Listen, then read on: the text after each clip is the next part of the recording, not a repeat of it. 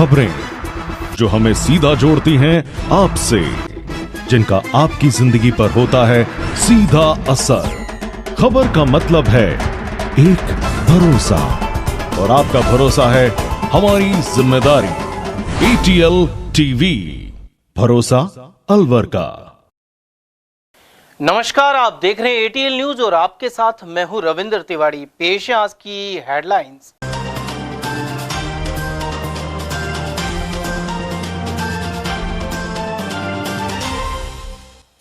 नगर निकाय चुनाव से पहले वार्ड सीमांकन की होगी कवायद। शहर के बड़े दायरे के चलते नए इलाके होंगे शामिल। वहीं कई पार्षदों ने 2011 की जनगणना के पैमाने को बताया गलत। 32 लाख से ज्यादा की अवैध शराब सहित पकड़ा चालक। एक्सप्रेस वे पर शीतल गांव के पास हुई कार्रवाई। शादी से पहले मकान बनवा रही युवक की सड़क हादसे में गई जान। ठेकेदार का हिसाब कर लौटते वक्त नौगावा थाना क्षेत्र में हुई दुर्घटना। और कालाकुआ अस्पताल का निरीक्षण कर सोनोग्राफी शुरू करने की दी हिदायत। मशीन का लोकार्पण तो हुआ लेकिन नहीं हो पा रही है सोनोग्राफी। और अब जानते हैं खबरों को विस्तार से। अलवर नगर निगम के चुनाव को लेकर तैयारी शुरू हो गई है। वन स्टेट वन इलेक्शन के तहत प्रदेश भर में अलवर सहित 5 नगर निगम, 28 नगर पालिकाएं और 16 नगर परिषद में चुनाव होंगे। इससे पहले अलवर शहर के बड़े दायरे के अनुरूप नए सिरे से सीमांकन प्रस्तावित है। उधर कई पार्षद सीमांकन के लिए वर्ष 2011 की जनगणना के आधार को उचित नहीं ठहरा रहे। पेश है हमारे वरिष्ठ संवाददाता भगवान सैनी की खास रिपोर्ट। नगर निकाय चुनाव का बिगुल बजने वाला है। राजस्थान सरकार की ओर से वर्ष 2025 में वन स्टेट वन इलेक्शन के तहत एक साथ निकाय चुनाव करने की घोषणा की गई है। इसके तहत 5 नगर निगम, 28 पालिका और 16 परिषदों में चुनाव होने हैं। ऐसे में निकायों का विस्तार होने के बाद ही चुनाव संपन्न होंगे। अलवर नगर निगम आयुक्त जितेंद्र सिंह नरूका ने बताया कि नगर निगम चुनाव के लिए वार्डों के सीमांकन के लिए समय अवधि तय कर दी गई है। इसके तहत 1 दिसंबर से 30 दिसंबर तक की समय अवधि दी गई है। इसके बाद 31 दिसंबर से 19 जनवरी तक आपत्ति प्राप्त करने का समय दिया गया है। 20 जनवरी से 8 फरवरी तक आपत्ति और नक्शा सहित पत्रावली सरकार को भिजवाने का समय रहेगा। वहीं 9 फरवरी से 1 मार्च तक आपत्तियों का निस्तारण और अनुमोदन राज्य सरकार द्वारा किया जाएगा। नरूका ने कहा कि नगर निगम होने के बाद इसका दायरा बढ़ा है। ऐसे में इलाके जो शहरी क्षेत्र में आ गए हैं उन्हें भी वर्ष 2011 की जनगणना के आधार पर इसमें शामिल करने की कार्रवाई की जा रही है। नगर निगम के चुनावों के लिए वार्डों के परिसीमांकन के प्रस्ताव तैयार करने का समय 30 दिवस है, 1 दिसंबर से 30 दिसंबर तक। इसके साथ ही परिसीमांकन के प्रस्तावों पर आपत्ति आमंत्रित करना और आपत्तियां प्राप्त करने के लिए 20 दिन का समय दिया गया है। ये 31 दिसंबर से 19 जनवरी तक रहेगा।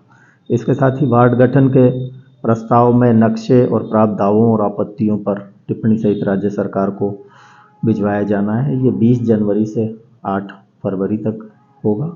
उसके बाद में राज्य सरकार द्वारा आपत्तियों का निस्तारण और प्रस्तावों का अनुमोदन किया जाएगा, जो कि 9 फरवरी से 1 मार्च तक किया जाएगा। और यही सरकार के दिशा निर्देशानुसार नगर निगम अलवर द्वारा भी तैयारियां की जाएगी। और शहरी क्षेत्र के अलावा निगम जो वर्तमान क्षेत्र है उसके अलावा भी परिसीमन किया जाएगा इसका ग्रामीण क्षेत्र में। देखिए, हमने टीमें लगाई हुई हैं और अगर ये, क्योंकि पहले नगर परिषद थी और अब नगर निगम बन गई है, कुछ क्षेत्र जो शहरी क्षेत्र में आ गए हैं तो उसके भी हम प्रयास करेंगे कि शहरी क्षेत्र का विस्तार हो और उसके प्रस्ताव भिजवाए जा सके। कौन से वर्ष की जनसंख्या के आधार पर? ये अभी 2011 की जनसंख्या के आधार पर माने हैं। उधर निवर्तमान पार्षद अजय पूनिया का कहना है कि वन स्टेट वन इलेक्शन सामाजिक, राजनीतिक और आर्थिक रूप से बेहतर निर्णय है। वर्ष 2011 की जनगणना के आधार पर सीमांकन गलत है। 2011 की जनगणना के आधार पर आबादी 4 लाख के आसपास थी, जो अब बढ़कर 1.5 गुना हो गई है। वहीं कई ऐसे वार्डों में मतदाता अधिक हैं तो कुछ वार्डों में मतदाता बहुत कम है। इसके चलते अनुपात बैठना जरूरी है। वहीं ग्रामीण क्षेत्रों को शहरी क्षेत्र में शामिल करने पर अलवर शहर और अलवर ग्रामीण के 2 विधायकों का तालमेल बैठाना मुश्किल होगा। ऐसे में शहरी विधानसभा का क्षेत्र ही इस परिसीमन में शामिल किया जाना चाहिए। वन स्टेट वन इलेक्शन तो ठीक है, इसमें जो है सरकार का समय भी बचेगा और पैसा भी बचेगा। अब आप देखिए, अब चुनाव होते नगर निगम में तब हो जाती दिक्कत, फिर जनवरी में पंचायत, फिर अगस्त के अंदर चुनाव, फिर अगले साल जून जनवरी में चुनाव, फिर नवंबर में चुनाव। तो ये जो है ये तो ठीक है, प्रदेश के लिए भी ठीक है, आम जनता के लिए भी ठीक है और काम को सुचारू रूप से चलाने के लिए भी ठीक है और राजनीतिक रूप से, सामाजिक रूप से, आर्थिक रूप से तीनों तरीके से एक ठीक योजना है अगर ये लागू होती है तो। और परिसीमन को लेकर क्या कहेंगे? परिसीमन में मेरा ये निवेदन है आपके माध्यम से, मेरा मंत्री जी से, शहर के विधायक महोदय से बात नहीं हुई, मैंने उनको एक बार पहले मिले थे, उनसे व्यक्तिगत भी कहा था। अलवर शहर जो है, आप देखिए कि वर्तमान में जो परिसीमन है ये 2011 की जनगणना के अनुसार हो रहा है। तो 2011 की जनगणना के अनुसार करोगे आप तो मान लो 4 लाख की आबादी उस समय थी, लेकिन आज 13 वर्षों के बाद में अलवर की आबादी 1.5 गुना बढ़ गई। तो हमारा ये कहना है कि वर्तमान जो आबादी है उसके अंदाजे से किया जाए, 11 के अंदाजे से नहीं किया जाए। उसका कारण क्या है कि आज वर्तमान में कुछ वार्ड ऐसे जिनमें 20,000 के आसपास की मतदाता है, कुछ ऐसे जिसमें 1.5 से 2,000 ही है। तो इनकी सिमिलरिटी कर दी जाए, लेकिन शहर विधानसभा से बाहर की जो है अलवर निगम का परिसीमन नहीं होना चाहिए, क्योंकि वर्तमान में बड़ी दुविधाजनक स्थिति ये हो जाती है शहर के लोगों के लिए भी कि मान लो अलवर ग्रामीण की कुछ सीटें या पंचायत अलवर शहर में जोड़ते हैं तो 2 विधायकों की लड़ाइयां शुरू हुई, एक नेता प्रतिपक्ष हो जाए, एक मंत्री हो जाए, तो शहर में बड़ी उहापोह की स्थिति हो जाएगी। बाहरी लोगों का अननेसेसरी खामखा का शहर की व्यवस्थाओं में, शहर के कामों में दखलंदाजी बढ़ जाएगी। तो मेरा तो आपके माध्यम से यही कहना है कि अलवर के हित में ये है कि पहली बात तो नगर निगम बना दिया, उसके लिए बधाई, लेकिन अभी तक नगर परिषद की जिम्मेदारियां भी पूरी नहीं कर पाए और अगर दूसरी जगह की ओर कर ली तो ये केवल और केवल राजनीतिक लड़ाई और सिमट के रह जाएगी। इसलिए चाहे तो अलवर शहर की विधानसभा जो पूरी है चाहे उसको ले ले, अन्यथा अलवर शहर विधानसभा से बाहर की किसी ग्राम पंचायत को या उसको अलवर निगम में नहीं जोड़ना चाहिए। वहीं वर्तमान में पार्षदों का कार्यकाल समाप्त होने को लेकर पूनिया ने कहा कि वर्तमान में स्थिति बेहद खराब है, क्योंकि हर व्यक्ति छोटे छोटे कामों के लिए पार्षद के पास जाता है, लेकिन पार्षद की पावर समाप्त हो चुकी है। ऐसे में प्रशासन का सीधा जनता से संबंध होना जरूरी है। इसे लेकर विधायक और मंत्री से भी बातचीत के प्रयास किए जा रहे हैं। नहीं, जनता बड़ी परेशान है। अब भी लोग हमारे पास में आते हैं साइन के लिए, जबकि आप लोगों ने मीडिया के माध्यम से, प्रचार माध्यम से और प्रिंट मीडिया ने भी जो अखबारों में छाप दिया कि भाई जो है पार्षदों का 25 नवंबर को ही जो है हस्ताक्षर की वो थी सारी खत्म होगी। लेकिन क्या है, जनता के बीच की कड़ी हम लोग थे, छोटे से लेके बड़े काम भी होते थे, सीधा हमसे संपर्क कर लेते थे। अब वर्तमान में हमने उनसे कहा कि भाई विधायक जी से संपर्क करो, नगर निगम से करो, जिलाधीश महोदय से करो, तो जनता का उनसे मिलना नहीं होगा। मेरा आपके माध्यम से विधायक जी से भी मेरी अनुरोध है कि भाई आप वहां पर अपने यहाँ पर कोई गजटेड ऑफिसर्स की ऐसी कोई व्यवस्था करें कि जनता जाके साइन करा ले, क्योंकि जो है न तो सीधा जब तक संपर्क नहीं होता है, चाहे उनके डॉक्टर का या लेक्चरर का या अधिकारियों का भी दोष नहीं है, भाई वो किसी को व्यक्तिगत रूप से नहीं जानते तो उसकी आय सर्टिफिकेट में कैसे हस्ताक्षर करेंगे। इसलिए उसको वेरीफाई करने के लिए या तो विधायक जी के यहाँ कोई व्यवस्था हो या नगर निगम के अंदर कोई व्यक्ति बैठे, ऐसी कोई न कोई व्यवस्था जनता को राहत देने के लिए करनी चाहिए। क्योंकि आने वाले समय में जैसे गर्मी आए तो पानी की बड़ी किल्लत रहेगी। अभी तक तो हम लोग पार्षदगण जो चले जाते थे, जनता की जितनी भी मान लो गुस्सा भी था तो हम लोगों पर उतर जाता था, हम जाके अधिकारियों से बात करते थे। बड़ी विकट परिस्थितियां है वर्तमान में हस्ताक्षरों को लेके, लेकिन धीरे धीरे जनता को इसका बड़ा खामियाजा भुगतना पड़ रहा है। बहरहाल बढ़े हुए दायरे के बाद वार्डों में कौन से नए इलाकों के वोटर जुड़ेंगे, यह सीमांकन के बाद ही स्पष्ट होगा। यदि ऐसा हुआ तो बोर्ड की राजनीति में भी नए समीकरण लागू होंगे। फिलहाल तो वन स्टेट वन इलेक्शन के तहत निकाय चुनाव के लिए सरकार के स्तर पर कवायद जारी है। अलवर का नगर निगम प्रशासन भी इसमें जुटा हुआ है।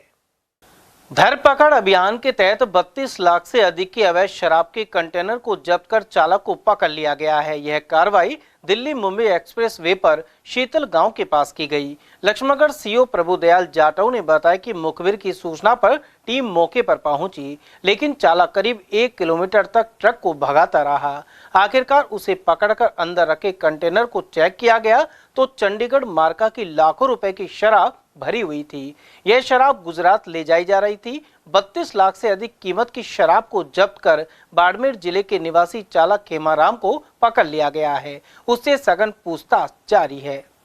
तो मुखबरी मिली थी कि जो है मुंबई एक्सप्रेस वे से जो है गुजरात एक कंटेनर में जो है शराब जाने वाली है, जिसके नंबर हैं GJ03BY 3349 अशोक लेलैंड है कंटेनर, जिसमें एक कंटेनर रखा हुआ है, उसमें पूरी जो है 100% शराब है।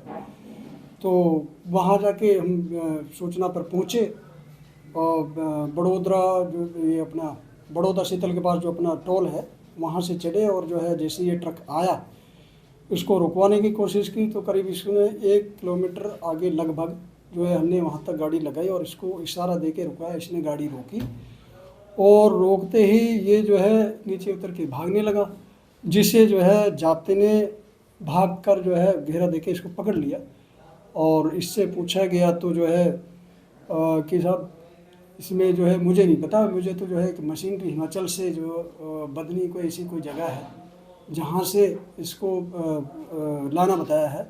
और इसने बताया कि जो ये कहाँ लेके जा रहा था कि इसको इंदौर तक लेके जाना था। इंदौर से इसको कोई और जो है बोला मेरे को तो वहाँ छोड़ना है और वहाँ से कोई आएगा उनका आदमी तो वो ले जाएगा, मुझे नहीं पता साहब जो है इसमें क्या है क्या नहीं। इसको चेक किया गया कंटेनर को, तो इसमें जो है शराब की पेटियां जो है रखी मिली। किस तरीके से ढका हुआ था कंटेनर? जैसे कंटेनर क्या है जी, ये बिल्कुल ये कुछ मॉडिफाई कंटेनर है, इस तरह का है जैसे कोई जनरेटर टाइप का, मतलब किसी को शक नहीं हो। नौगावा थाना क्षेत्र में अज्ञात वाहन की टक्कर से 24 वर्षीय युवक की सड़क दुर्घटना में मौत हो गई। वह 3 माह बाद होने वाली अपनी शादी से पहले मकान बनवा रहा था। इसके लिए अलवर में ठेकेदार का हिसाब कर यह युवक गांव लौट रहा था। रसवाड़ा गांव निवासी कृष्ण कुमार जाटो के अनुसार मृतक उनके ताऊ का पुत्र था, जो उदयपुर में निजी बैंक में सेल्समैन था। 2 दिन पहले ही छुट्टी लेकर वह गांव में नए मकान के निर्माण के चलते आया हुआ था। यह सड़क हादसा रसवाड़ा और मुबारकपुर गांव के बीच हुआ, जब उसकी बाइक को किसी अज्ञात वाहन ने टक्कर मार दी। मृतक के पिता कपूर चंद भी मजदूरी करते हैं। ये करीब 11:40 में मेरे पास फोन आया था। क्या सूचना मिली आपको? फिर को एक मेरे वाले दोस्त ने फोन किया था कि कपूर चंद का लड़का एक्सीडेंट हो गया, इसको आके देख लो। तो मौके पे आप गए तो किस हालत में? ये रोड पे पड़े थे, फिर इसको उठा के गाड़ी में डाला था। एक्सीडेंट किस चीज से हुआ है? ये पता नहीं किस चीज से एक्सीडेंट हुआ। तो ये कहाँ से कहाँ गए थे? ये अलवर से घर जा रहा था। किस काम के लिए आया? चलो ये कोई पता नहीं कोई काम का, तो अलवर से घर जा रहा था।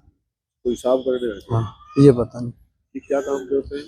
ये कोई पहले कोई बैंक में सेल्समैन वगैरह का काम करता था। उधर नौगावा पुलिस ने भी पूरे घटनाक्रम की जानकारी दी। ये मृतक है चैंपियन नाम का लड़का है, कपूर चंद इनके फादर हैं, रसवाड़ा गांव के हैं, जो थाना नौगावा इलाके में आता है। ये कल शाम को 3-4 बजे करीब मुबारकपुर कस्बे में गया है घर से मोटरसाइकिल लेकर के, और वहां से शाम को लौट रहा है। ये लगभग 11 बजे परिजनों को पता चलता है दूसरे आदमी से, तो तुम्हारा लड़का यहाँ एक्सीडेंट होकर के और यहाँ रोड पे पड़ा है, मुबारकपुर और रसवाड़ा गाँव के बीच में। वहाँ गाँव के कुछ लोग आ रहे थे, रास्ते में उन्होंने पहचान कर बताया है। तो परिजन सीधे अलवर आए हैं और गांव वाले जो आदमी थे वो गाड़ी में लेकर के और यहाँ आ गए मृतक को अलवर। अलवर पहुंचते ही डॉक्टर साहब ने मृत घोषित कर दिया। भाजपा के वर्तमान पार्षद कैलाश कोहली ने अपने वार्ड 15 के लिए पानी की मांग उठाने को लेकर कई आरोप लगाए हैं। उन्होंने अपनी फेसबुक पोस्ट पर भी यह खुलासा किया है। पार्षद के अनुसार अब उन्हें भाजपा की ओर से ब्लैक लिस्ट कर दिया गया है। वजह यह है कि उन्होंने अलवर शहर विधायक एवं वन मंत्री से वार्ड में पानी की समस्या को लेकर मांग की थी। उन्होंने कहा कि इसके बाद जब भाजपा प्रदेश अध्यक्ष, जिला अध्यक्ष और मंडल अध्यक्ष को कॉल किया गया तो उन्होंने फोन नहीं उठाया। फिर किसी नजदीकी व्यक्ति से बात करने को कहा तो पता लगा कि कैलाश कोहली को ब्लैक लिस्ट कर दिया गया। ऐसे में कैलाश कोहली ने अपनी फेसबुक पोस्ट पर काफी कुछ लिख डाला। पार्टी बदलने के सवाल पर उन्होंने कहा कि पहले वह निर्दलीय के रूप में ताल ठोकेंगे, उसके बाद सोचेंगे कि किस पार्टी में जाना है। देखिए, मैं 6-7 दिन से लगातार मंडल अध्यक्ष जी को फोन कर रहा हूँ, कभी 10 कॉल, कभी 15 कॉल, कभी 20 कॉल, लेकिन मेरा एक कॉल भी नहीं उठाया। मैं पूछना चाहता हूं कि आखिर क्यों संगठन पर्व बन रहा है भाजपा में, मेरे पास कोई कॉल नहीं आया। बूथ अध्यक्ष बनाए जा रहे हैं, मेरे पास कॉल नहीं आया। क्या कारण है ऐसा। लेकिन अभी तक 6-7 दिन से लगातार कॉल ही कॉल करते जा रहा हूँ, लेकिन आज तक कोई कॉल नहीं उठाया। मैं पूछना चाहता हूँ क्या कारण है ऐसा, किन किन को कॉल क्यों। मंडल अध्यक्ष को किया था, और एक कॉल मैंने अशोक गुप्ता जी को किया था, भाजपा के जिला अध्यक्ष जी को, इन्होंने कोई जवाब नहीं दिया। अब मैंने किसी मेरे वार्ड के बूथ के कार्यकर्ता से मैंने कहा कि यार तू मंडल अध्यक्ष को फोन कर और उनसे पूछ भाई क्यों फोन नहीं उठा रहे। तो उसको जवाब दिया मंडल अध्यक्ष ने, उनको इसको ब्लैक लिस्ट कर दिया है। जो पानी का ऑडियो वायरल हुआ था मंत्री का और मेरा, तो उसमें मेरा तो कोई दोष नहीं है। पानी मांगना हर नागरिक का भी दायित्व है और हर कार्यकर्ता का भी दायित्व है कि वो जनता के लिए आवाज उठाए। मैंने ऐसी बात तो कोई कही नहीं पार्टी खिलाफ, ये समझ रहे हैं कि पार्टी खिलाफ है। पानी मांगना, मैं वहां का जनप्रतिनिधि हूँ, मेरा अधिकार है, और वैसे भी मेरा आम नागरिक होने के नाते भी मेरा अधिकार है, जनता की लोकतांत्रिक। और मंत्री साहब जवाब देते धरना तो ये कोई, देखो ये लोकतांत्रिक हर प्रत्येक भारतीय हर नागरिक का ये अधिकार है लोकतांत्रिक तरीके से अपनी जनता के लिए, जन सुविधाओं के लिए लोकतांत्रिक तरीके से लड़ाई लड़े। चाहे धरना हो, चाहे प्रदर्शन हो, चाहे कैसे भी हो, वो जनता की आवाज मंत्रियों तक, अधिकारियों तक पहुंचाए। और अगर आगे बात नहीं मानेंगे तो हम रोड जाम भी कर सकते हैं, धरना प्रदर्शन भी कर सकते हैं, मंत्री के सामने भी वहां जाके नहीं, उनके वहां आवाज पर हम ब्लैकलिस्ट किया है। अब मुझे क्या करेंगे आप? ब्लैकलिस्ट किया है, कर दो, कोई वो नहीं है, मुझे पार्टी से कोई वो नहीं है। हालांकि मैं पार्टी का सच्चा सिपाही 20 साल से सेवा कर रहा हूँ, बूथ लगा रहा हूँ, और इसकी अब जनता के लिए काम करने के लिए तो कहते हैं कि काम करो, जनता के लिए काम करो। एक मामूली सी चीज जनता को ऐसे मौसम में, सर्दियों के मौसम में पानी नहीं दिला पा रही सरकार हमारी। अब जनता, आप देखते हो कि सर्दियों में भी आए दिन धरना प्रदर्शन होता रहता है, क्यों, ऐसा क्या कारण है? क्या इनसे अधिकारी नहीं दब रहे? क्या अधिकारी इनसे काम नहीं करना चाहते? जिला कलेक्टर अर्तिका शुक्ला ने अलवर के कालाकुआ सैटेलाइट अस्पताल का निरीक्षण किया। इस दौरान स्वास्थ्य विभाग से जुड़े अधिकारी मौजूद रहे। इस अस्पताल में गत 16 फरवरी को सोनोग्राफी मशीन का लोकार्पण हुआ था, लेकिन स्टेनोग्राफर के अभाव में मशीन बेकार पड़ी हुई है। ऐसे में कलेक्टर ने बताया कि यहाँ डॉक्टर को ट्रेनिंग करवा कर 1 माह में सोनोग्राफी शुरू करवा दी जाएगी। सोनोग्राफी के लिए जैसा आपको विदित है, सरकार ने भी एक माँ वाउचर स्कीम लॉन्च की है, जिसके तहत महिलाओं को बाहर से सोनोग्राफी कराने की पूरी व्यवस्था की गई है, उनका पूरा रीइंबर्समेंट होता है। तो उसके तहत अभी मुझे बताया गया है कि यहाँ पे 3 दिनों तक सामने से सोनोग्राफी कराई जाती है। पर क्योंकि यहाँ मशीन है, इसलिए अभी यही निर्देश दिए हैं कि जो डॉक्टर्स हैं यहाँ, उन्हीं की ट्रेनिंग करा के इसको तुरंत सुचारू रूप से चालू कराया जाए। तो मुझे बताया गया है कि इन द नेक्स्ट 1 मंथ और सो ये स्टार्ट होगा। स्काउट गाइड की ओर से अलवर के नजर बगीची जिला मुख्यालय पर गाइड बेसिक ग्रुप शिविर लग रहा है। इसमें बीएसटीसी छात्र अध्यापिका भाग ले रही हैं। इसके तहत इन स्काउट गाइड के नियम, आपदा प्रबंधन और अन्य पहलुओं की जानकारी दी जा रही है। ये शिविर एसटीसी की छात्राओं का है, जो इनके लिए अनिवार्य होता है, और ये 7 दिन का कैंप है, 4 दिसंबर से 10 दिसंबर तक। इनको बेसिक स्काउट गाइड में जो बेसिक चीजें होती है वो सिखाई जाती हैं। इसकी 2 तृतीय सोपान की गांठें, और ये कैंप में जो ये चीजें होती हैं, कैंप बनाना, उनको खोलना, बांधना और खाना बनाना। कौन से कॉलेज है, करीब कितने छात्र हैं? ये सिर्फ एक ही कॉलेज की, महाराजा कॉलेज की, बहरोड से, और 97 छात्र हैं। अलवर के विवेकानंद चौक स्थित पुरुषार्थी धर्मशाला में जरूरतमंद महिलाओं को 200 कंबल और 150 साड़ियों का वितरण हुआ। Khanchand chimney by Hazrati Smriti trust ने यह कदम उठाया। मुख्य ट्रस्टी दौलत राम हजरती के अनुसार यह ट्रस्ट वर्ष 2015 में आरंभ हुआ था। इसके जरिए बच्चों को जर्सी, शूज और जरूरतमंद लोगों को वस्त्र वितरण आदि का काम किया जा रहा है। यह ट्रस्ट नेक कमाई फाउंडेशन से भी जुड़ा हुआ है। वहीं सोमवार को एक कार्यक्रम में मुख्य अतिथि डॉक्टर के गुप्ता रहे। खानचंद चिमनी बाई समाज ट्रस्ट की ओर से प्रति वर्ष सर्दियों में सेवार्थ स्कूल के बच्चों के लिए गर्म वस्त्र तथा यहाँ गरीब महिलाओं को कंबल वितरण किया जाता है। आज के कार्यक्रम में भी यहाँ 200 कंबल का वितरण किया जाएगा तथा स्लम एरियाज में जो विद्यालय चल रहे हैं माधव सेवा समिति के द्वारा चलाए जा रहे हैं उन विद्यालयों के छात्रों को भी जो है गर्म वस्त्र वितरण किया जाएगा। इसके मुख्य ट्रस्टी श्री हजरती जी समाज सेवी हैं और हर वर्ष ये इस तरह के कार्य करते रहे। 2015 से नियमित रूप से सेवा कार्य होने वाला ट्रस्ट के द्वारा समय समय जर्सियाँ स्कूली बच्चों को स्कूली बच्चों को जूते मोजे नियमित रूप से हर साल दिए जाते हैं। इस साल भी हम 200 महिलाओं को कंबल, 100 शॉल और 150 साड़ियाँ वितरित कर रहे हैं। आज के हमारे कार्यक्रम के मुख्य अतिथि डॉक्टर के दुर्गा जी हैं और इसमें 25 साल का सहयोग हमारे सुनेजा जी बैठे हैं, इनके द्वारा भी है। इस प्रकार का कार्य हम करते हैं और ये ट्रस्ट यूथ कमाई फाउंडेशन से भी जुड़ा हुआ है जिसमें गरीब बच्चियों की शादियाँ होती हैं और स्कूलों में सेवा कार्य जो भी होते हैं, आईडी देना है, ड्रेस देनी है, जूते मोजे देने हैं, नियमित रूप से हम उनसे भी जुड़े हुए हैं। लाइफ सेवर टीम ने ग्राम कादर नंगला स्थित शहीद श्याम सिंह मिडिल स्कूल में विद्यार्थियों को जर्सी वितरित की। अध्यक्ष मूलचंद सैनी के मार्गदर्शन में यह कार्य किया गया। पदाधिकारी के अनुसार इस समय सर्दी का मौसम है, ऐसे में बच्चों को ठंड से बचने के लिए यूनिफॉर्म की जर्सी दी गई है। नमस्कार जी, मैं निर्मित यादव, सचिव लाइफ सेवर टीम। आज हम राजकीय उच्च प्राथमिक विद्यालय कादर नंगला के अंदर जर्सी वितरण का कार्यक्रम किया गया है। बच्चों के स्वास्थ्य को देखते हुए और आगामी सर्दियां स्टार्ट होने वाली हैं, तो उसको देखते हुए एक लाइफ सेवर टीम की तरफ से ये इनिशिएटिव लिया गया कि बच्चों को राजकीय प्राथमिक विद्यालयों को जर्सी वितरण किया गया, जिसमें सभी भामाशाह और समाज सेवियों के सहयोग से, हम तो मात्र एक जरिया हैं, बाकी सब भामाशाह और सहयोगियों ने ही सहयोग किया है। तो और हमारे अध्यक्ष महोदय हैं श्री मूलचंद जांगीर जी, हमारे प्रेरणा स्रोत भी वही हैं और ये सारा कार्य हम उन्हीं की देखरेख और उनके मार्गदर्शन में ही करते हैं।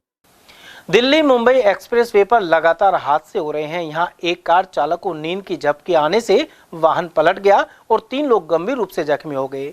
दिल्ली से यह कार आ रही थी और इंदपुर के पास अनियंत्रित होकर पलट गई। घायलों में कार चालक श्यामलाल के अलावा दिल्ली मुल्तान नगर निवासी अतुल और उसकी बहन प्रवीणा शामिल है। सूचना मिलने पर एक्सप्रेसवे की टीम और एम्बुलेंस मौके पर पहुंची और कार में फंसे लोगों को बड़दामेव अस्पताल ले जाया गया। इसके बाद इन्हें अलवर जिला अस्पताल के लिए रेफर कर दिया गया है।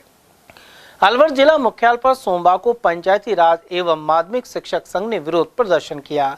जिला शिक्षा अधिकारी माध्यमिक कार्यालय पर मूलचंद गुर्जर के नेतृत्व में यह प्रदर्शन हुआ।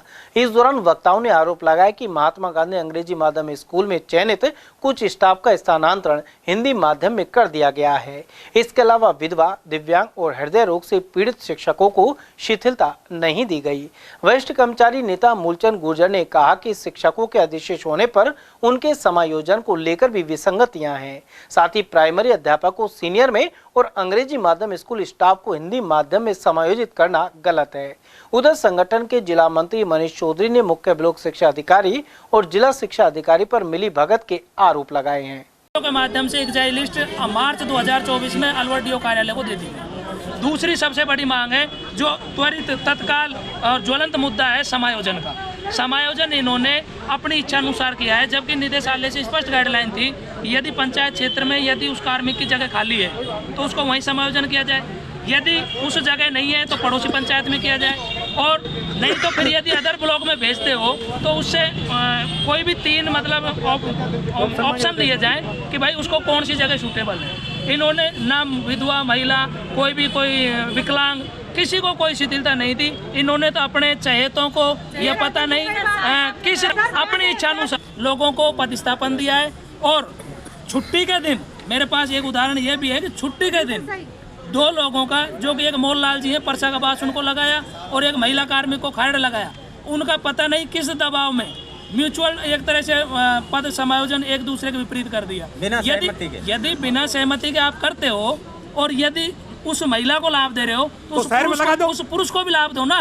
उस पुरुष को जहाँ पर्चा का बास दे दिया तो उसको पर्चा का बास नहीं तो फिर इसके कहीं डैलावाद से लेके कहीं भी इंटीरियर होते तो। इसमें राज्य सरकार के विभाग के जो निर्देश थे कि उनका पालन नहीं किया गया, तो आज मैं जिला शिक्षा अधिकारी से इन सब लोगों के साथ मिल रहा हूँ और मैंने जिला शिक्षा अधिकारी को अभी बता भी दिया है कि एज पर नॉर्म्स अगर आपने नहीं किए हैं तो निश्चित रूप से कर्मचारियों का, शिक्षकों का विरोध जायज़ है और आपको ये बताना पड़ेगा कि आपने रूल्स को क्यों फॉलो नहीं किया। अगर रूल्स फॉलो किए हैं अकॉर्डिंग टू गाइडलाइन अगर इन्होंने किया है तो मैं अपने साथियों को समझाऊंगा, और गाइडलाइन तोड़कर अगर इन्होंने काम किया है किसी भी वजह से, चाहे वो किसी पॉलिटिकल प्रेशर से किया हो चाहे किसी अन्य प्रेशर से, तो उसका हम विरोध करेंगे और उसको दुरुस्त कराने का काम करेंगे। इस बात को लेकर अभी हमारी वार्ता होनी है, डीओ से मेरी बात होगी, शीघ्र ही हमारी वार्ता होगी। वार्ता का जो परिणाम होगा वो आप बाद में आपको बता दें। वहीं जिला शिक्षा अधिकारी नेकीराम का कहना था कि नियम के अनुसार ही समायोजन किया गया है। हालांकि संबंधित ब्लॉक से समस्याएं सामने आई हैं और इन परियोजनाओं को शिक्षा निदेशक के समक्ष प्रस्तुत कर समाधान किया जाएगा। समायोजन की जो प्रक्रिया थी राज्य सरकार की गाइडलाइन थी उनके मुताबिक किया गया है, जिसमें जितनी छूट थी उतना किया गया है, जो जैसे निर्देश थे वैसा किया गया है। अगर कोई परिवेदना आती हैं तो सम्मान निदेशक महोदय को अवगत करवाया जाएगा और जैसे निर्देश है उनकी पालना की जाएगी। उधर धरना प्रदर्शन के दौरान संगठन से जुड़े विश्वेंद्र सिंह, सुबे सिंह, मुकेश इटोली और केसर सिंह आदि भी उपस्थित रहे। निदेशक शिक्षा विभाग ने सभी मानवीयता को दरकिनार कर दिया है। जहां अधिशेष शिक्षकों के समायोजन को लेकर विधवा, परित्यक्ता, दिव्यांग जैसी श्रेणी में शिथिलता नहीं दी है, वहीं महात्मा गांधी अंग्रेजी माध्यम के स्कूल के अध्यापक अध्यापिकाओं को सामान्य स्कूल में समायोजित कर दिया। सबसे बड़ी विसंगति रही है, इसको लेकर जिला मुख्यालय पर धरना प्रदर्शन किया गया और परिवेदनाएं भी दी गई। जहां जिला शिक्षा अधिकारी ने परिवेदनाएं लेकर निदेशक के समक्ष प्रस्तुत करने का आश्वासन दिया है, तब जाकर धरना प्रदर्शन समाप्त हुआ। और यह सब पूर्व प्रदेश अध्यक्ष रहे मूलचंद गुर्जर के नेतृत्व में शिक्षकों की समस्या परिवेदना को लेकर किया गया। मैं अवधेश सिंह।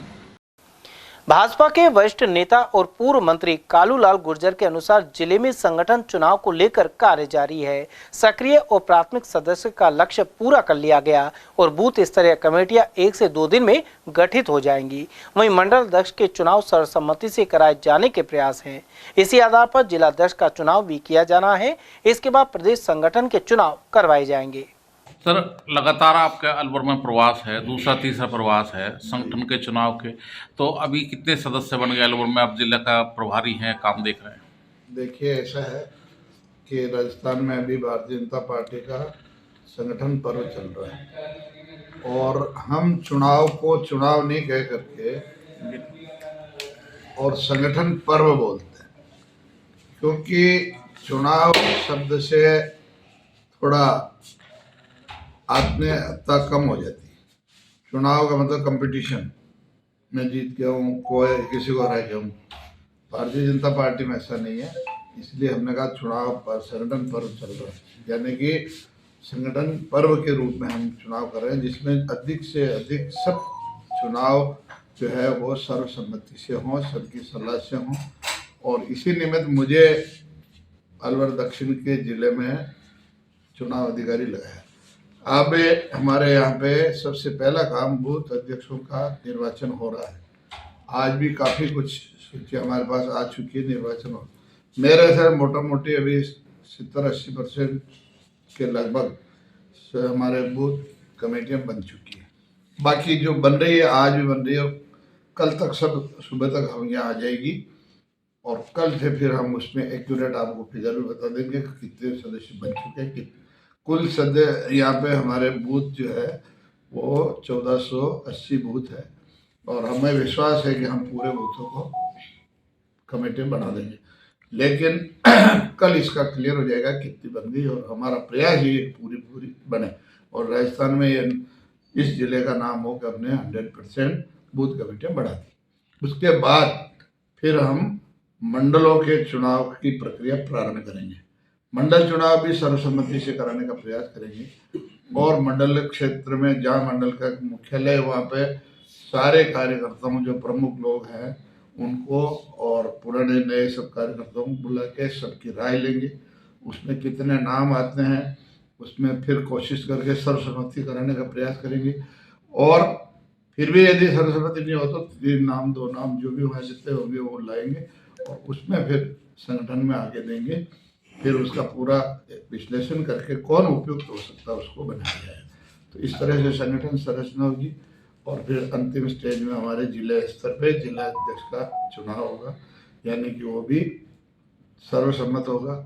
उसमें भी कोई वोटिंग नहीं होगी, कोई कंपटीशन नहीं होगा और उसमें भी सर्वस्पर्शी सर्वव्यापी सर्व भावना से युक्त ऐसे व्यक्ति को छांट के हम जिलाध्यक्ष बनाएंगे। इस तरह का चुनाव का हो जाएगा, फिर प्रदेश का होगा और उसके बाद राष्ट्रीय।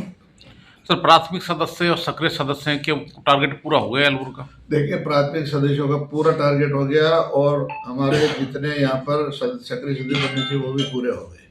और वैसे मेरे ख्याल से इसमें 100% जो है वो लक्ष्य हो जाएगा, क्योंकि वैसे तो नियम तो यह है कि 60% सदस्यता हो जाए, 60% हो जाए तो भी हम चुनाव करवा सकते हैं। लेकिन हमारा ये प्रयास है कि 100% हो, तो वो हमारा लक्ष्य पूरा हो रहा है। मालाखेड़ा उपखंड मुख्यालय पर ब्लॉक स्तरीय युवा महोत्सव का आगाज हुआ। इस मौके पर भाजपा दक्षिण जिलाध्यक्ष अशोक गुप्ता मुख्य अतिथि रहे। एसडीएम नवज्योति कांवरिया ने अध्यक्षता की। इस दौरान प्रतियोगियों ने अपनी कला का प्रदर्शन किया, साथ ही अनेक सांस्कृतिक कार्यक्रम भी प्रस्तुत किए गए। इनमें देशभक्ति और लोक संस्कृति की झलक भी नजर आई। उधर कार्यक्रम में भाजपा जिला अध्यक्ष विष्णु शर्मा, मंडल अध्यक्ष अशोक तिवारी और कांग्रेस नेता नरेंद्र मीणा के अलावा जगदीश मीणा और हरि किशन आदि की भी मौजूदगी रही। कार्यक्रम का संयोजन अंशु शर्मा और डॉक्टर भगवान साय शर्मा द्वारा किया गया। इस आयोजन में QRG फाउंडेशन ने भी सहयोग दिया। इसके अलावा एमिड संस्था ने महिलाओं के सशक्तिकरण के बारे में बताया। मालाखेड़ा ब्लॉक की कैरवा जाट पंचायत में संघर्ष महिला मंच ने शांति महिला सभा की बैठक की। यह दरअसल वार्षिक आम सभा थी, जिसमें 141 महिलाएं शामिल हुई। इस दौरान श्रेष्ठ कार्य करने वाले समूह को सम्मानित किया गया। इब्तिदा समन्वयक पुष्पा देवी ने सरकारी योजनाओं की जानकारी दी। साथ ही पंचायत समिति सदस्य रूप सिंह ने हरी झंडी दिखाकर जागरूकता रैली को रवाना किया। इस मौके पर महिला उद्यमी अनीता, पूनम और बबीता ने अपने अनुभव सभी से बांटे। SI महिलाओं को अनाज वितरण के अलावा नुक्कड़ नाटक भी हुआ। कार्यक्रम में कविता, मोहन, सुरेश, मंच मुखिया सोनबाई, अधिकार सखी गुड्डी और मुनीश आदि की उपस्थिति रही। अलवर के जिला अस्पताल में हाली भामाशाह एवं शिक्षाविद महेंद्र प्रताप सिंह चंद्रावत ने करीब 3 लाख की लागत की ABG मशीन प्रदान की थी। इसके लिए ICU वार्ड में भर्ती रोगियों की विभिन्न प्रकार की ब्लड जांच में मदद मिलेगी। मशीन का शुभारंभ मंगलवार से होगा। PMO डॉक्टर सुनील चौहान ने यह जानकारी दी। उन्होंने बताया कि रोगियों के ब्लड में ऑक्सीजन और कार्बन डाइऑक्साइड की मात्रा सहित अन्य सेल्स की जानकारी इस मशीन से हो सकेगी। वहीं डॉक्टर चंद्रावत ने कहा कि इंसान का सबसे बड़ा धर्म मानव सेवा है और वे उसे निभाने का प्रयास कर रहे हैं। राइजिंग राजस्थान इन्वेस्टमेंट समिट के सिलसिले में प्रधानमंत्री नरेंद्र मोदी राजस्थान में थे और इसे लेकर स्थानीय नेताओं ने प्रतिक्रिया दी। उद्योग मंत्री राज्यवर्धन सिंह राठौड़ के अनुसार राजस्थान के विकास के लिए प्रधानमंत्री नरेंद्र मोदी जयपुर पहुंचे हैं। वहीं देश विदेश के उद्योगपति भी आए हैं और इस निवेश से तेजी से विकास होगा। वहीं पूर्व मंत्री कालूलाल गुर्जर और पूर्व विधायक जयराम जाटव के अनुसार मुख्यमंत्री भजनलाल शर्मा का विजन भी विकास है। साथ ही प्रदेश विकसित राज्य बनने जा रहा है। प्रधानमंत्री नरेंद्र मोदी ने समिट का उद्घाटन किया है और इससे बेरोजगारी में कमी आने के साथ ही राजस्व बढ़ेगा। प्रधानमंत्री मोदी जी ने बिल्कुल स्पष्ट एक क्लियर लक्ष्य रखा है पूरे देश के सामने, और जो उनका पहला लक्ष्य था कि 11वें स्थान से हम 5वें स्थान पे लेकर आ गए, अब उनका नया लक्ष्य है कि 5वें स्थान से हम अगले 3 साल के अंदर तीसरे सबसे बड़ी अर्थव्यवस्था दुनिया में बनेंगे। और लक्ष्य को प्राप्त करने के लिए अलग अलग सेक्टर्स, चाहे इंफ्रास्ट्रक्चर हो, चाहे लॉजिस्टिक्स हो, चाहे ट्रेड पॉलिसीज हो, अंतर्राष्ट्रीय ट्रेड पॉलिसीज हो, चाहे एग्रीकल्चर को बढ़ावा देने की बात हो, फूड प्रोसेसिंग हो, यहाँ तक कि देश का हर नागरिक स्वस्थ रहे, वहाँ तक उन्होंने हर सेक्टर को एड्रेस करा है। अब हमारी जिम्मेदारी हो जाती है हर राज्य की कि जब कोई भी बिजनेस, कोई भी व्यवसाय, कोई भी एक्सपोर्ट कहीं से शुरू हो तो पहला कदम राज्य में आता है। तो हर राज्य अपनी तरफ से कोशिश करे कि अपनी इकोनॉमी को बढ़ाए ताकि देश की इकोनॉमी में हम समर्थन दे सकें। 23 के अंदर चुनाव हुआ, भारतीय जनता पार्टी की सरकार को जनता ने आशीर्वाद दिया। अब हमारा लक्ष्य है ये हमारी जिम्मेदारी भी है कि हम राजस्थान के अंदर एक बहुत बड़ा परिवर्तन लेकर आए और बड़े परिवर्तन की शुरुआत तुरंत हो जानी चाहिए। इसीलिए पहले ही वर्ष में डबल इंजन की सरकार की ताकत से हमने इन्वेस्ट समिट रखा है, राइजिंग राजस्थान उसका नाम है। इसको ग्लोबल समिट हमने बनाया। 23 में जो पिछली सरकार थी वो हमें 15 लाख करोड़ की इकोनॉमी देकर गई। अगले 4 वर्ष के अंदर हम इसको 30 लाख करोड़ पार करवा देंगे ताकि प्रधानमंत्री मोदी जी के लक्ष्य में हमारा यानी राजस्थान का भी पूरा योगदान रहे। वहीं पूर्व मंत्री कालूलाल गुर्जर और पूर्व विधायक जयराम जाटव के अनुसार मुख्यमंत्री भजनलाल शर्मा का विजन भी विकास है, साथ ही प्रदेश विकसित राज्य बनने जा रहा है। प्रधानमंत्री नरेंद्र मोदी ने समिट का उद्घाटन किया है और इससे बेरोजगारी में कमी आने के साथ ही राजस्व बढ़ेगा। सारा देश के प्रधानमंत्री नरेंद्र मोदी जी आज जयपुर है, राजनीतिक राजस्थान का आज समिट है उसका उद्घाटन किया है। और तो इस समिट इन्वेस्टमेंट जो समिट हो रही है, राजस्थान को कितना विकास होगा, कितना औद्योगिक विकास होगा, कितना रोजगार मिलेगा, क्या कहना चाहिए? देखिए, राजस्थान का विकास मैं सोचता हूँ कि इस वक्त में बहुत तेजी से हो रहा है। जो राजस्थान बिल्कुल पिछड़ा प्रदेश था और कांग्रेस ने तो बिल्कुल ही कमजोर स्थिति में लाए थे। पहले 2 बार बीजेपी का राज था, वसुंधरा जी मुख्यमंत्री थी, तब भी हमने इस तरह का राजस्थान में औद्योगिकरण हो इसके लिए प्रयास किया था। और मुझे याद है कि बड़े बड़ी कंपनियां आई थी जिसमें सेज जो बहुत बड़ी कंपनी जिसका आपने महिंद्रा सेज जो है वो जयपुर में लगा था, बहुत बड़ा, अभी भी चल रहा है।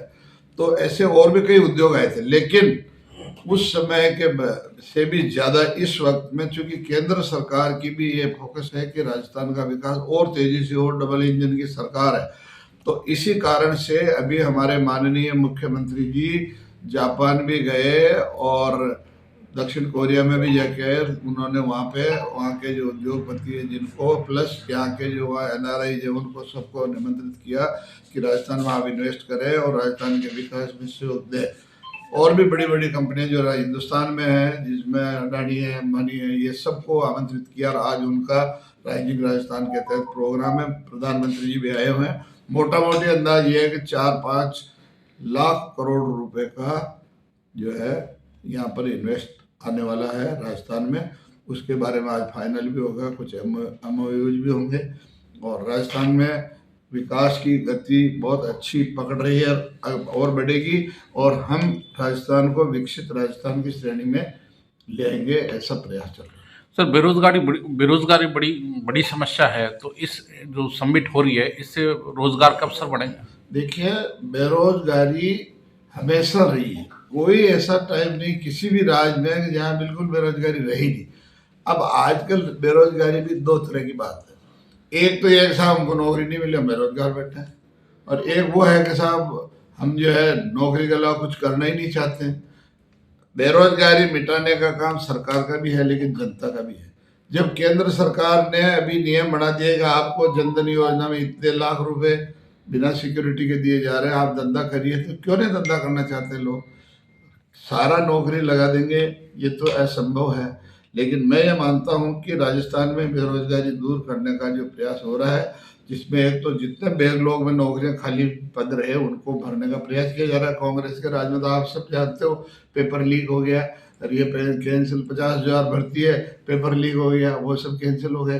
अब ऐसा नहीं हो रहा, इसलिए नौकरियों में भी बेरोजगारी को मिटाने के लिए हम रोजगार देंगे और ये जो उद्योग लगेंगे ये बेरोजगारी को मिटाने का सबसे बड़ा काम होगा। जिस प्रदेश में औद्योगिक इकाइयाँ ज़्यादा लगती हैं और वहाँ जो बेरोजगार होते हैं उनको भी रोजगार मिलता है और प्रदेश का विकास होता है। दरअसल में बाहर विदेश से जो कंपनी आएंगी या उनका जो MOU हुआ है, इन पूरे राजस्थान में चागबर है, भरतपुर है, अजमेर है, भीलवाड़ा है, सब जगह जो MOU हुआ है और उसमें बहुत कई लाख करोड़ रुपए यहाँ से आ रहा है, इन्वेस्टमेंट हो रहा है। तो इसलिए ये अच्छा हुआ है, देश का हित में हो रहा है, प्रदेश के हित में हो रहा है। मैं इस अवसर पर प्रधानमंत्री माननीय नरेंद्र मोदी जी को धन्यवाद देना चाहता हूँ, उनका आभार व्यक्त करना चाहता हूँ कि राजस्थान विकसित राजस्थान बनाने की ओर अग्रसर हैं।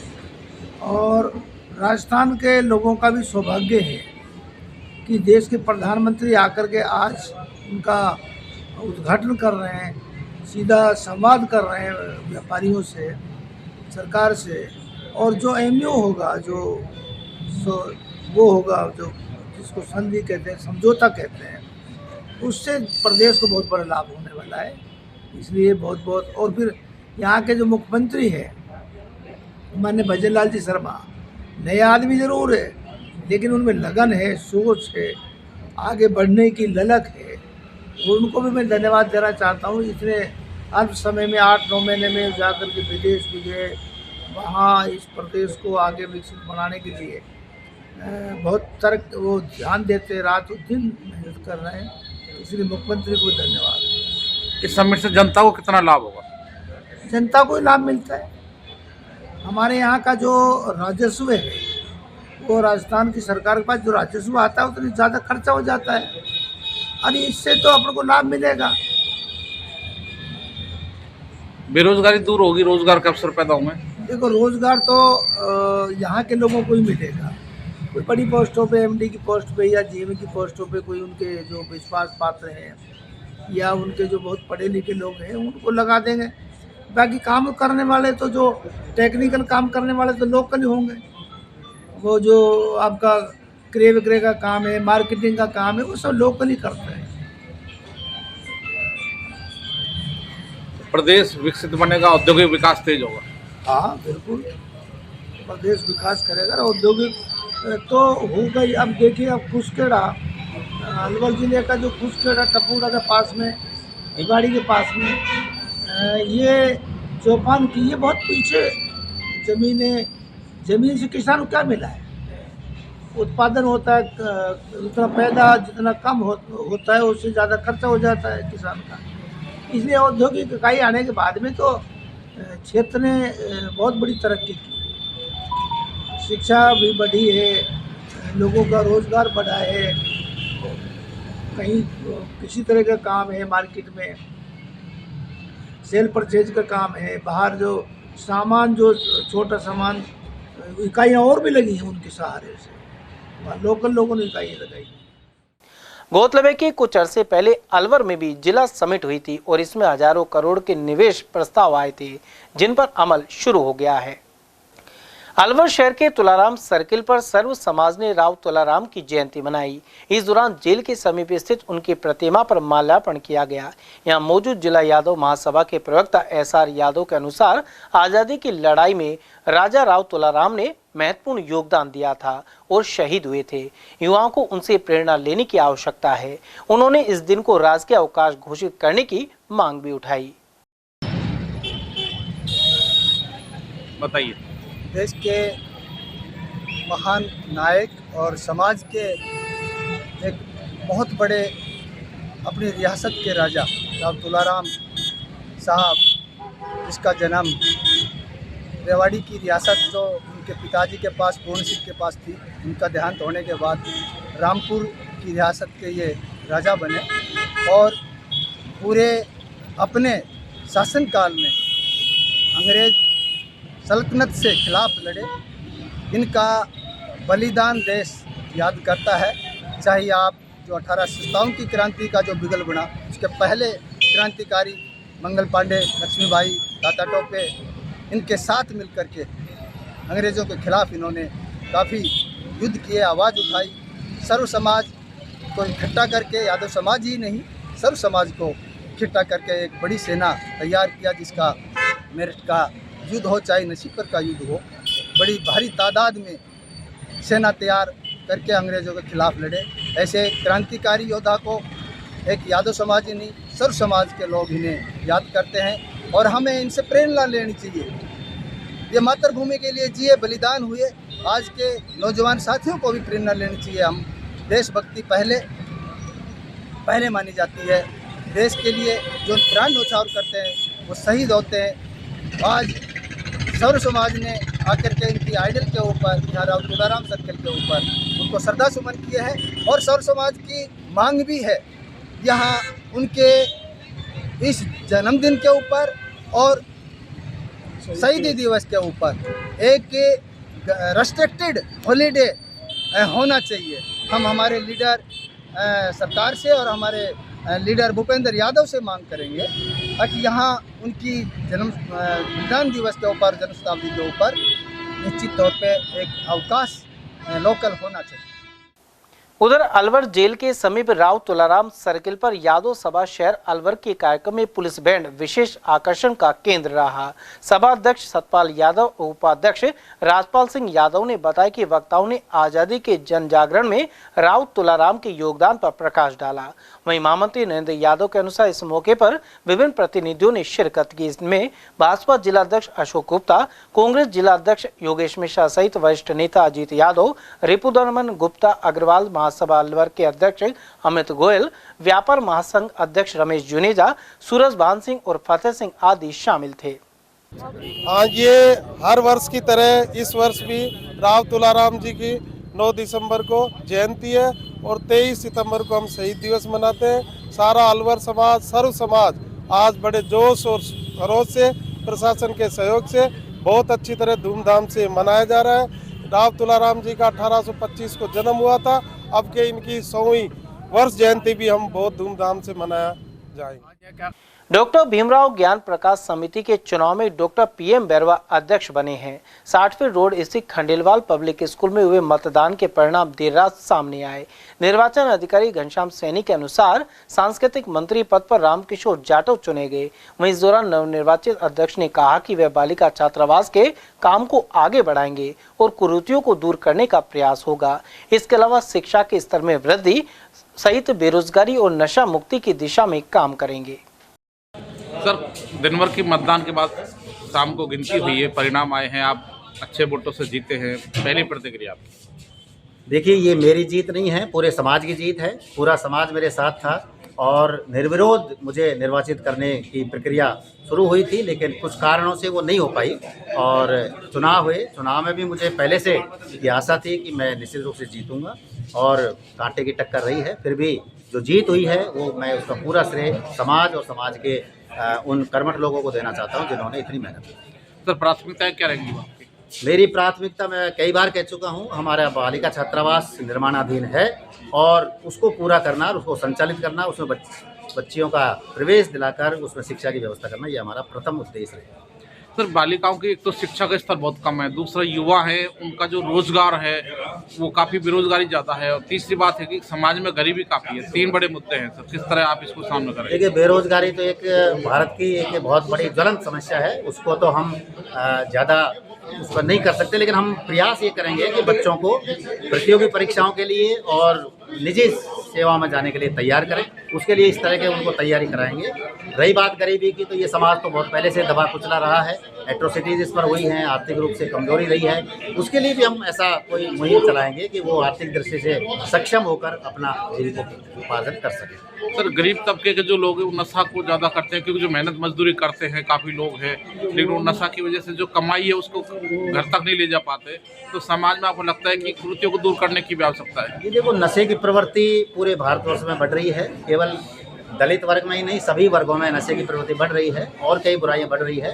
प्रयास हमारा समय समय पर रहता है, सामाजिक रूप से हम जागरूकता अभियान चलाएंगे और खासकर जो छात्रावास के बच्चे हैं उनको हम समय समय पर इस तरह के मोटिवेट करते हैं कि वो जाकर अपने गांव में इस तरह की यदि बुराइयां हैं तो हम उसको दूर कर सकेंगे। तो डॉक्टर भीमराव ज्ञान प्रकाश समिति के चुनाव हुए, आप मुख्य निर्वाचन अधिकारी हैं, तो कौन कौन कितने वोटों से जीता, क्या रहा सर? डॉक्टर भीमराव अंबेडकर ज्ञान प्रकाश समिति के त्रिवार्षिक चुनाव जो आज संपन्न हुए हैं, कुल 31 पदों के लिए चुनाव हुए थे, जिनमें से एक पद के लिए कोई नॉमिनेशन प्राप्त नहीं हुआ। 8 तारीख को नॉमिनेशन के दिन 31 में से 28 पदों पर निर्विरोध रूप से उम्मीदवार निर्वाचित घोषित कर दिए गए हैं। 2 पदों पर प्रतिद्वंदी पदों के संख्या से ज़्यादा रहने के कारण आज 8 दिसंबर को मतदान कराया गया। अध्यक्ष पद पर डॉक्टर पीएम बैरवा निर्वाचित घोषित किए गए हैं। कुल 2253 मतदाता थे, जिनमें से 1115 मतदाताओं ने अपना मत का उपयोग किया और डॉक्टर पीएम बैरवा को 487 मत प्राप्त हुए। इनके निकटतम प्रतिद्वंदी जगदीश कुमार को, जिनका चुनाव चिन्ह पतंग था, 443 मत प्राप्त हुए। इस प्रकार डॉक्टर PM बैरवा 44 मतों से विजयी घोषित किए गए। दूसरा, आज वोटिंग के माध्यम से जिसका डिसीजन हुआ उनमें सांस्कृतिक सचिव पद था। सांस्कृतिक सचिव पद पे रामकिशोर जाटव को 1115 मतों में से 644 मत प्राप्त हुए और इनकी निकटतम प्रतिद्वंदी श्रीमती सरोज उनको 425 मत प्राप्त हुए। इस प्रकार जीत का अंतर 219 रहा। 219 वोटों से रामकिशोर जाटव सांस्कृतिक सचिव पद पर निर्वाचित घोषित किए गए और इस प्रकार ये निर्वाचन प्रक्रिया संपन्न हुई और इस समाप्ति की घोषणा भी आज की जा रही है। यूपीए सरकार में चेयरपर्सन रही वरिष्ठ कांग्रेस नेत्री और सांसद सोनिया गांधी का जन्मदिन सोमवार को जिला कांग्रेस कमेटी ने मनाया। इस दौरान मिल्क केक काटा गया, साथ ही उनके द्वारा जनहित में कराए गए कार्यों को याद किया गया। जिलाध्यक्ष योगेश मिश्रा ने कहा कि सोनिया गांधी का जीवन त्याग और मेहनत का प्रतीक है। उन्हीं की वजह से आज कार्यकर्ता कांग्रेस की विचारधारा पर चल रहे हैं। सर, कांग्रेस की यूपीए चेयरमैन रही और राजस्थान से राज्यसभा सांसद श्रीमती सोनिया गांधी जी का जन्मदिन मनाया है, क्या कहना चाहिए? देखिए, कांग्रेस पार्टी की बहुत ही वरिष्ठ नेता, यूपीए की चेयरपर्सन रही, कांग्रेस की राष्ट्रीय अध्यक्ष रही और राजस्थान से राज्यसभा सांसद सम्मान्य श्रीमती सोनिया गांधी जी को मैं योगेश मिश्रा, जिलाध्यक्ष जिला कांग्रेस कमेटी अलवर, पूरी कांग्रेस पार्टी की तरफ से, अलवर जिले की तरफ से उनको 78वें जन्मदिन की बधाई देता हूँ, शुभकामनाएं देता हूँ और परमपिता परमात्मा से प्रार्थना करता हूँ कि उनको उत्तम स्वास्थ्य दे, दीर्घायु दे और उनका राजनीतिक भविष्य उज्ज्वल हो। यहाँ पर रुकेंगे एक छोटे से अल्प विराम के लिए। आप बने रहिए ATL TV के साथ। अलवर शहर का सबसे खूबसूरत banquet hall the shehnai resort.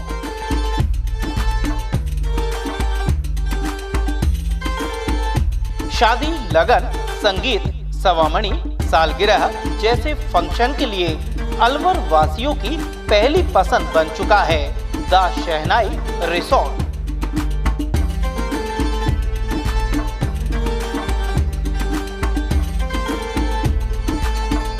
इसमें कवड़ मंडप, 25 आधुनिक कमरे, छोटा पार्टी हॉल व रेस्टोरेंट भी है।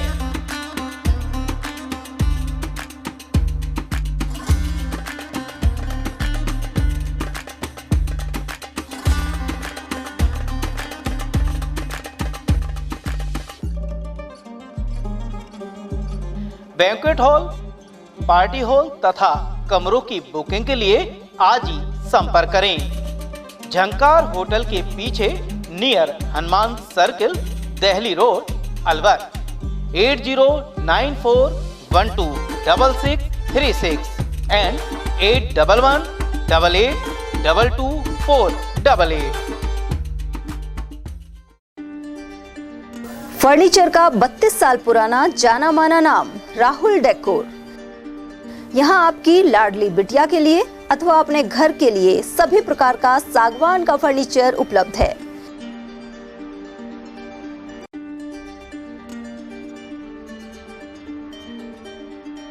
Double bed, dressing table, sofa set सागवान एवं कपड़े वाले तथा सेंटर टेबल, भट्टी कलर, स्टील अलमारी, ब्रांडेड एवं सॉफ्टी फोम के गद्दे आपकी नाप तोल से बनाए जाते हैं।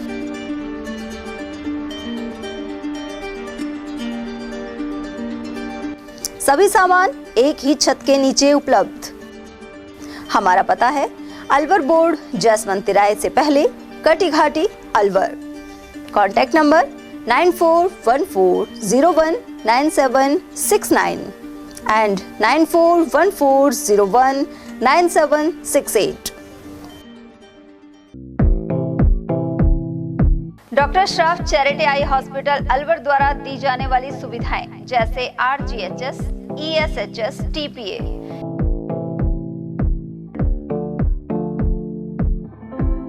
इसके अलावा registration, OPD service, OT ward, store एवं अलवर जिले में first time low vision clinic की सुविधा दी जा रही है। लो विजन एड क्लिनिक जो दिव्यांग बच्चों जिनकी निगाह बहुत सारे इलाज के बाद भी कम रह जाती है, उस ऐसे मरीजों के लिए या ऐसे बच्चों के लिए जो बेस्ट पॉसिबल जो डिवाइसेस होते हैं वो हमारे पास अवेलेबल है, जिससे हम ऐसे बच्चों का मदद कर सकते हैं। ऑप्थेल्मोलॉजी डॉक्टर द्वारा चिन्हित मरीज लो विजन क्लिनिक की सुविधा उठा सकता है।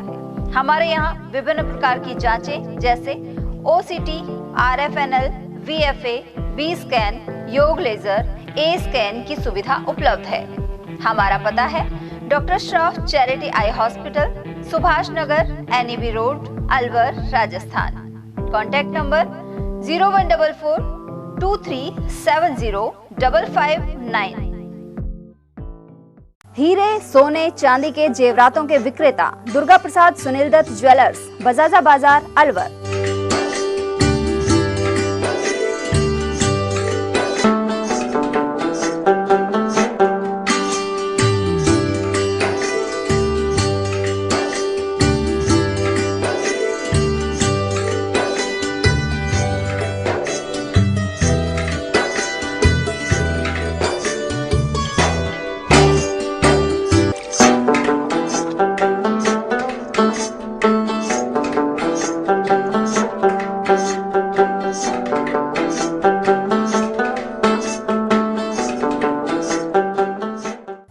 सोने चांदी के जेवरातों के विक्रेता दुर्गा प्रसाद सुनील दत्त ज्वेलर्स, बजाजा बाजार, अलवर। Phone number 0144 233 8653 and 233 8663। इतनी कड़ी मेहनत क्यों पापा? बेटा इतनी मेहनत इसीलिए ताकि सबको खाना मिल सके, किसी पे कोई मुसीबत ना आए। किसी पे मुसीबत ना आए इसलिए आप हो पापा, पर अगर आप पे मुसीबत आ गई तो? अब पाए फसल बीमा केवल 3 आसान स्टेप्स में। क्षेमा सुकृति फसल बीमा। कॉल करे और कराए 100 से भी ज्यादा फसलों की बीमा 499 रुपए प्रति एकड़ में। ब्रेक के बाद फिर से आपका स्वागत है। खैरतल में 3 साल से कबाड़ के ढेर में लाखों रुपए की मशीन पड़ी है। सीवरेज लाइन के अभाव में सेक्शन मशीन अनुपयोगी साबित हो रही है। करीब 3 साल पहले शहरी निकायों में स्वायत्त शासन विभाग ने यह मशीन उपलब्ध करवाई थी। मकसद यह था कि सीवरेज लाइनों की साफ सफाई के दौरान श्रमिकों को गैरेज चैम्बर में नहीं जाना पड़े, क्योंकि इससे दुर्घटना का खतरा बना रहता है। लेकिन खैरतल में लाइन का जाल तक नहीं बिछ पाया है। ऐसे में 3 साल से यह मशीन परिषद के पीछे कबाड़ के ढेर पर खड़ी हुई है। उधर नगर परिषद सहायक अभियंता भूपेंद्र कुमार ने बताया कि मशीन का उपयोग शहरी क्षेत्र में सीवरेज लाइनों की सफाई के लिए किया जाता है। इससे अधिक जानकारी को लेकर उन्होंने अनभिज्ञता जताई। खैरतल में जिला शिक्षा अधिकारी द्वारा समायोजन में नियमों की धज्जियां उड़ाने के आरोप हैं। ऐसे में प्राथमिक एवं माध्यमिक शिक्षक संघ ने डीओ राजकुमार जैन को ज्ञापन सौंपा। इस मौके पर संरक्षक प्रकाश चंद यादव, प्रदेश उपाध्यक्ष कर्ण सिंह गुर्जर, उपसभा अध्यक्ष जले सिंह यादव, जिला अध्यक्ष अर्जुन सिंह, जिला मंत्री हरीश यादव, वरिष्ठ उपाध्यक्ष कुलदीप जोशी और संतलाल आदि मौजूद रहे। पदाधिकारी ने कहा कि कई जगह अधिशेष नहीं होते हुए भी उन्हें इस श्रेणी का दर्शाया गया है। कुछ जगह रिक्त पदी नहीं है, फिर भी कार्मिकों को लगा दिया गया। वहीं डेपुटेशन पर मनमर्जी से कार्य हो रहा है। इस वजह से अन्य शिक्षक परेशान हैं और बड़ी संख्या में परिवेदनाएं आ रही हैं। रामगढ़ क्षेत्र में फैल रही सामाजिक बुराइयों को लेकर अंजुमन शिक्षा विकास समिति ने बैठक की। इसकी अध्यक्षता समिति अध्यक्ष और प्रधान नस्सू खान ने की।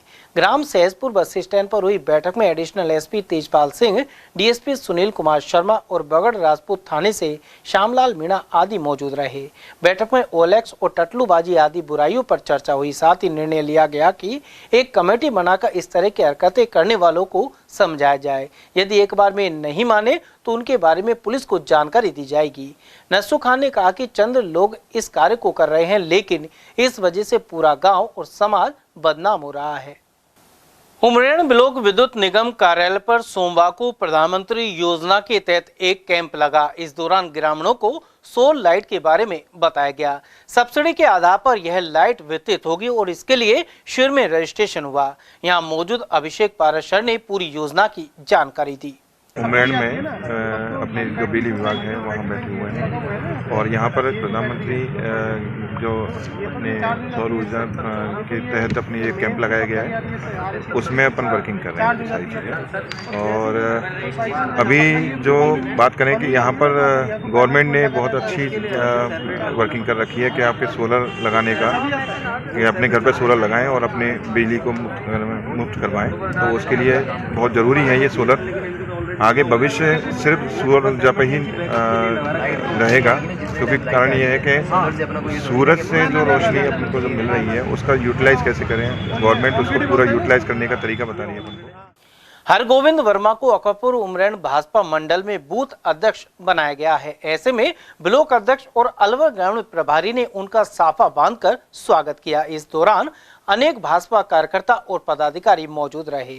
सरपंच प्रतिनिधि महेश पटेल के अनुसार वर्मा को बूथ संख्या 177 का नया अध्यक्ष बनाया गया है। कार्यक्रम में तुलसीदास नावलिया, पप्पू पटेल, कालीचरण गुप्ता, सचिन गुप्ता और काका पंडित आदि की उपस्थिति रही। आज बीजेपी के जो संगठनात्मक चुनाव हो रहे हैं उसके तहत अकबरपुर के बूथ नंबर 177 पर हरगोविंद बलाई को बूथ अध्यक्ष बनाया गया है। इसमें अलवर से बीजेपी के जो कोषाध्यक्ष हैं उनको प्रभारी लगा रखा था प्रदीप जैन जी, वो भी आए हैं। मंडल अध्यक्ष तुलसीदास नावले और ग्रामवासी और बीजेपी के कार्यकर्ता मौजूद हैं। राज्य स्तरीय राइजिंग राजस्थान समिट का भिवाड़ी में सीधा प्रसारण किया गया। यहां खैरतल तिजारा कलेक्टर किशोर कुमार के नेतृत्व में MSME सेंटर पर प्रसारण हुआ। इस दौरान प्रधानमंत्री नरेंद्र मोदी और मुख्यमंत्री ब्रजलाल शर्मा ने उद्बोधन दिया।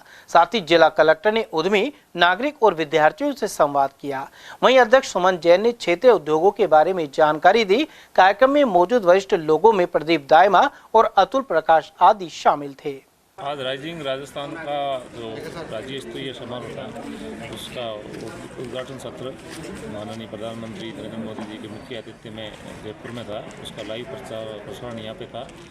तो जिला स्तर पे जो पूर्व में जो MOU हुए थे उनके जो भी पार्टिसिपेंट माननीय उद्योगपति थे वो प्लस यहाँ के उद्योगों के जो व्यापार मंडल के प्रतिनिधि और सम्मानित जनप्रतिनिधि उनकी भागीदारी रही और वो जीवंत प्रसारण हुआ और सभी माननीय मोदी जी के मार्गदर्शन से लाभान्वित हुए। तिजारा के CL मेमोरियल स्कूल में ब्लॉक युवा महोत्सव आयोजित हुआ। संयोजक एवं ब्लॉक शिक्षा अधिकारी लीलावती ने बताया कि मुख्य अतिथि प्रधान जयप्रकाश यादव रहे, जबकि अध्यक्षता SDM संदीप वर्मा ने की। आरंभ में मां शारदा के समक्ष दीप प्रज्वलित किए गए। इस कार्यक्रम के जरिए क्षेत्र के युवाओं की प्रतिभा निखारी जा रही है। इसी के चलते प्रतियोगियों ने एकल और समूह नृत्य, गायन, कविता पाठ, भाषण और कहानी लेखन आदि में अपनी प्रतिभा दिखाई। विधिक सेवा प्राधिकरण के तहत तिजारा में बैंकों के शाखा प्रबंधकों के साथ प्री काउंसलिंग को लेकर बैठक हुई। 22 दिसंबर को होने वाली लोक अदालत के लिए ADG संतोष कुमार की अध्यक्षता में बैठक की गई। सचिव अक्षय शर्मा ने बताया कि शाखा प्रबंधकों को लोक अदालत में ज्यादा से ज्यादा मामले चिन्हित करने और इन्हें निस्तारित करने की हिदायत दी गई। बैठक में विभिन्न प्रबंधकों में प्रीति यादव, अश्वनी शर्मा, महेश कुमार, मंजीत कुमार सिंह और अंकित जैन आदि की उपस्थिति रही। महिला से रेप के एक आरोपी को पोक्सो कोड संख्या 4 ने 10 साल कैद की सजा सुनाई है। न्यायाधीश हिमांकनी गौड़ ने यह फैसला सुनाया। पीड़िता ने बगर तिराया थाने में वर्ष 2023 में रिपोर्ट करवाई थी। इसमें बताया गया कि ऊंटवाल निवासी सचिन कुमार ने उसके साथ कई बार दुष्कर्म किया। विशेष लोक अभियोजक प्रशांत यादव के अनुसार मुलजिम को 10 साल कैद की सजा सुनाने के साथ ही अर्थदंड भी दिया गया है। आज पोक्सो कोर्ट संख्या 4 अलवर द्वारा पीठासीन अधिकारी श्रीमती हिमांकनी गौड़ द्वारा एक निर्णय आदेश पारित किया गया है। पीड़िता ने बगड़ तिराया थाने में सन 2023 में एक रिपोर्ट दर्ज करवाई थी, जिसमें मुलजिम सचिन कुमार पुत्र सुरेश चंद निवासी ऊंटवाल द्वारा पीड़िता के साथ बार बार बलात्कार किए जाने के संबंध में रिपोर्ट दर्ज करवाई गई थी, जिस पर माननीय न्यायालय द्वारा आज दंडादेश पारित करते हुए मुलजिम सचिन को 10 वर्ष के कठोर कारावास व 33,000 रुपये अर्थदंड से दंडित किया है। चलते चलते एक बार फिर से नजर डाल लेते हैं आज की हेडलाइंस पर।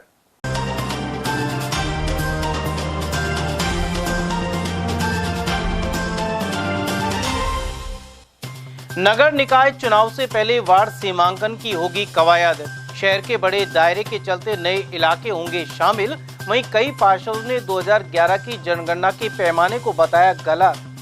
32 लाख से ज्यादा की अवैध शराब सहित पकड़ा चालक। एक्सप्रेस वे पर शीतल गांव के पास हुई कार्रवाई। शादी से पहले मकान बनवा रही युवक की सड़क हादसे में गई जान। ठेकेदार का हिसाब कर लौटते वक्त नौगावा थाना क्षेत्र में हुई दुर्घटना। और कालाकुआ अस्पताल का निरीक्षण कर सोनोग्राफी शुरू करने की दी हिदायत। मशीन का लोकार्पण तो हुआ लेकिन नहीं हो पा रही है सोनोग्राफी। समाचारों में आज के लिए बस इतना ही। दीजिए पूरी टीम के साथ रविंद्र तिवारी को इजाजत। नमस्कार।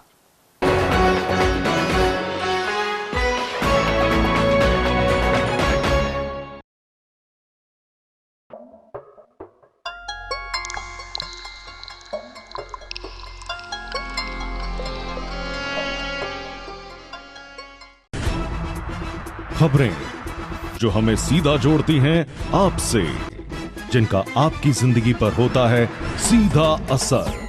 खबर का मतलब है एक भरोसा, और आपका भरोसा है हमारी जिम्मेदारी।